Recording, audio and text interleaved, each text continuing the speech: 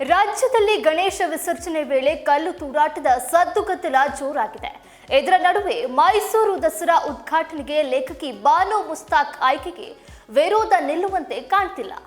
2 ದಿನಗಳ ಹಿಂದಷ್ಟೇ ಬಾನು ಮುಸ್ತಾಕ್ ಆಯ್ಕೆ ವಿರೋಧಿಸಿ ಹಿಂದೂ ಸಂಘಟನೆಗಳು ಚಾಮುಂಡಿ ಚಲೋ ನಡೆಸಿದ್ವು. ಮತ್ತೊಂದೆಡೆ ದಲಿತ ಸಂಘಟನೆಗಳು ಬಾನು ಮುಸ್ತಾಕ್ ಬೆಂಬಲಿಸಿ ಹೋರಾಟ ಮಾಡಿದ್ವು. ಇದೀಗ ಕಾನೂನು ಹೋರಾಟ ಕೂಡ ಜೋರಾಗ್ತಿದೆ. ನಾಡಹಬ್ಬ ಐತಿಹಾಸಿಕ ಮೈಸೂರು ದಸರಾ ಉದ್ಘಾಟನೆಗೆ ಬೂಕರ್ ಪ್ರಶಸ್ತಿ ಪುರಸ್ಕೃತ ಲೇಖಕಿ ಬಾನು ಮುಸ್ತಾಕ್ರನ್ನ ಮುಖ್ಯ ಅತಿಥಿಯಾಗಿ ಆಹ್ವಾನಿಸಿರುವ ರಾಜ್ಯ ಸರ್ಕಾರದ ಕ್ರಮ ಪ್ರಶ್ನಿಸಿ ಮಾಜಿ ಸಂಸದ ಪ್ರತಾಪ್ ಸಿಂಹ ಈಗಾಗಲೇ ಹೈಕೋರ್ಟ್ ಮೆಟ್ಟಿಲೇರಿರುವುದು ಎಲ್ಲರಿಗೂ ತಿಳಿದಿದೆ. ಇದರ ಬೆನ್ನಲ್ಲೇ ಇದೀಗ ಕರ್ನಾಟಕ ಹೈಕೋರ್ಟ್ನಲ್ಲಿ ಮತ್ತೆರಡು ಪ್ರತ್ಯೇಕ ಸಾರ್ವಜನಿಕ ಹಿತಾಸಕ್ತಿ ಅರ್ಜಿಗಳು ಸಲ್ಲಿಕೆಯಾಗಿವೆ. ಹಿಂದೂ ಅಲ್ಲದ ಬಾನು ಮುಸ್ತಾಕ್ರನ್ನ ದಸರಾ ಉದ್ಘಾಟನೆಗೆ ಆಹ್ವಾನಿಸಿರುವ ನಿರ್ಧಾರ ವಾಪಸ್ ಪಡೆಯಲು ಸರ್ಕಾರಕ್ಕೆ ನಿರ್ದೇಶನ ನೀಡಬೇಕು.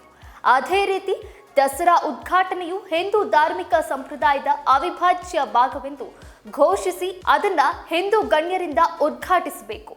ಭಕ್ತರ ಭಾವನೆಗಳಿಗೆ ಧಕ್ಕೆಯಾಗದಂತೆ ಹಿಂದೂ ಆಗಮಿಕ ಪದ್ಧತಿ ಪ್ರಕಾರವೇ ಕಟ್ಟುನಿಟ್ಟಾಗಿ ದಸರಾ ಉದ್ಘಾಟನೆ ನೆರವೇರಿಸಲು ನಿರ್ದೇಶನ ನೀಡಬೇಕು ಎಂದು ಬೆಂಗಳೂರಿನ ನಿವಾಸಿ ಎಚ್.ಎಸ್. ಗೌರವ್ ಕೋರಿದ್ದಾರೆ.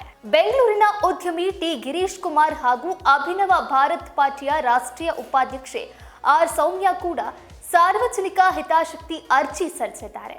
ಈ 2 ಅರ್ಜಿಗಳು ವಿಚಾರಣೆಗೆ ಬರಬೇಕಿದೆ. ಬಾನು ಮುಸ್ತಾಕ್ರಿಂದ ದಸರಾ ಉದ್ಘಾಟನೆಗೆ ಬಿಜೆಪಿ ದಳ ನಾಯಕರು ಆಕ್ಷೇಪ ಹೊರಹಾಕಿರುವುದಂತೂ ಅಕ್ಷರಶಃ ನಿಜ. ಚಾಮುಂಡಿ ತಾಯಿಗೆ ಸಿದ್ದರಾಮಯ್ಯ ಅಪಮಾನ ಮಾಡಲು ಹೊರಟಿದ್ದಾರೆ ಎಂದು ಪ್ರತಿಪಕ್ಷ ಆರ್. ಅಶೋಕ್ ಕಿಡಿಕಾರಿದ್ದಾರೆ. ಬಾನು ಮುಸ್ತಾಕ್ ದಸರಾ ಉದ್ಘಾಟಿಸುವುದೇ ಆದರೆ ಅರಿಶಿನ, ಕುಂಕುಮ, ಹೂವು ತೊಟ್ಟು ದೇವಿಯ ಪೂಜೆ ನೆರವೇರಿಸಲಿ ಎಂದು ಜೆಡಿಎಸ್ ಶಾಸಕ ಎಂ. ಮಂಜು ತಿಳಿಸಿದ್ದಾರೆ.